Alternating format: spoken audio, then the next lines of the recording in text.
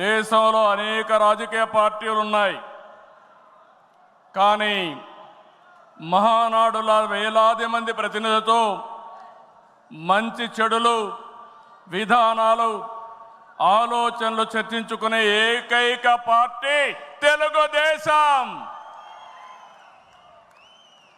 ప్రతిపక్షంలో ఉన్న, అధికారంలో ఉన్న మహానాడు అంటే అదే జోరు, అదే హోరు. మీ ఉత్సాహం చూస్తే నా మనసు ఉప్పొంగుతా ఉందని చెప్పి తెలియజేస్తున్నా. రాయలసీమలో మహానాడు అంటే తిరుపతిగా ఉండేది. ఇప్పుడు తొలిసారి దేవుని కడపలో, అది కూడా కూటమి ప్రభుత్వం ఏర్పాటైన తర్వాత తొలి మహానాడు కడపలో ఏర్పాటు చేసుకుంటున్నాం. ఈరోజు కడప గడ్డపై జరుగుతున్న ఈ మహానాడు చూస్తే ఎన్నికలై ఏడాది జరుగుతున్నా మీలో ఆ కసి, ఉత్సాహం, ఉద్వేగం ఏమాత్రం తగ్గలేదు. నేను చాలా మహానాడు చూశాను. దగ్గర మనం చూస్తే 34 మహానాళ్ళు మనం జరుపుకున్నాం. 2 మహానాళ్ళు డిజిటల్గా జరిగాయి. అయితే ఈసారి కడపలో, దేవుని గడపలో జరిగే మహానాడు ఒక చరిత్ర సృష్టించబోతుంది. సువర్ణాక్షరాలతో ఆంధ్రదేశ రాష్ట్ర ఆర్థిక పరిస్థితి ఒక దిశ నిర్దేశిస్తుందని చెప్పి తెలియజేసుకున్నా. ఈరోజు చల్లని వాతావరణం. అన్ని మహానాడులంటే చాలా వేడివేడిగా ఉండేది, ఎండలు ఎక్కువ ఉండేటివి. ఒక ప్రశాంతమైన వాతావరణంలో, ఆహ్లాదకరమైన వాతావరణంలో ఈరోజు కడపలో మహానాడు జరుగుతూ ఉంది. ఉమ్మడి కడప జిల్లాలో 10 స్థానాలకు గాను 7 స్థానాలు గెలిచాం. మన సత్తా చాటాం. ఈసారి ఇంకొంచెం కష్టపడితే 10కి 10 మనమే స్వీప్ చేస్తాం. రాయలసీమ ప్రజలు అద్భుత చైతన్యంతో ఈసారి ఇచ్చిన తీర్పును గౌరవిస్తూ వారికి ధన్యవాదాలు తెలపడానికి కడపలో మహానాడు పెట్టాలని నిర్ణయించాం. ఈ మహానాడును మీరు చూస్తే బ్రహ్మాండంగా చేసిన నాయకులకు, కార్యకర్తలకు మనస్ఫూర్తిగా అభినందనలు, కృతజ్ఞతలు. 2024 ఎన్నికల్లో పార్టీ సాధించిన విజయం అసామాన్యం. 93% స్ట్రైక్ రేట్, 57% పైన ఓటు షేర్తో కొత్త చరిత్రను సృష్టించాం. ఇది ముమ్మాటికి కారణం పసుపు సైనికులే. ఇక్కడుండే మీ నాయకత్వమే కారణమని మీ అందరికీ విజ్ఞప్తి చేస్తున్నాం. మీరు చేసిన పోరాటాలే నేటి అధికారం, మీ త్యాగాలే నేటి ఈ స్థానం. ఇది కాకుండా సమయానుకూలం మనం ఎప్పటికప్పుడు స్ట్రాటజీ కూడా ఆలోచించినప్పుడు జనసేన, బీజేపీ పొత్తు పెట్టుకుని ఎన్డీఏ ఏర్పాటు చేసుకున్నాం. దానివల్ల కూడా ఈరోజు ఈ మహా విజయానికి దోహదం చేశాయని చెప్పి విజ్ఞప్తి చేస్తున్నాం. ఏమీ ఆశించకుండా దశాబ్దాలుగా ప్రతి గ్రామంలో జెండా మోస్తున్న కార్యకర్తల వలనే మనం ఇక్కడున్నాం. నేనే కాదు, ప్రతి ఎమ్మెల్యే, ప్రతి ఎంపీ, ప్రతి మంత్రి గుర్తించుకోవాలి. 43 ఏళ్ల ప్రస్థానంలో దేశంలో ఏ పార్టీ ఎదుర్కొన్నటువంటి సంక్షోభాలు పార్టీ ఎదుర్కొన్నాం.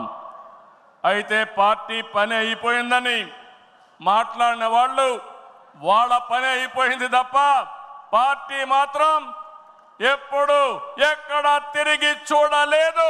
తెలుగుదేశం జెండా రెపరెపలాడుతూనే ఉంటుంది.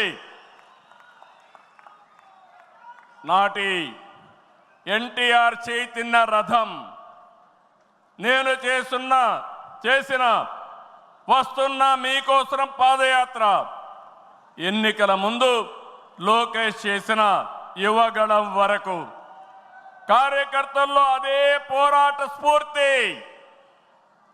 పాలన అంటే హత్య రాజకీయాలు, కక్ష సాధింపులు, వేధింపులు, తప్పుడు కేసులని మార్చేశారు గత ప్రభుత్వం.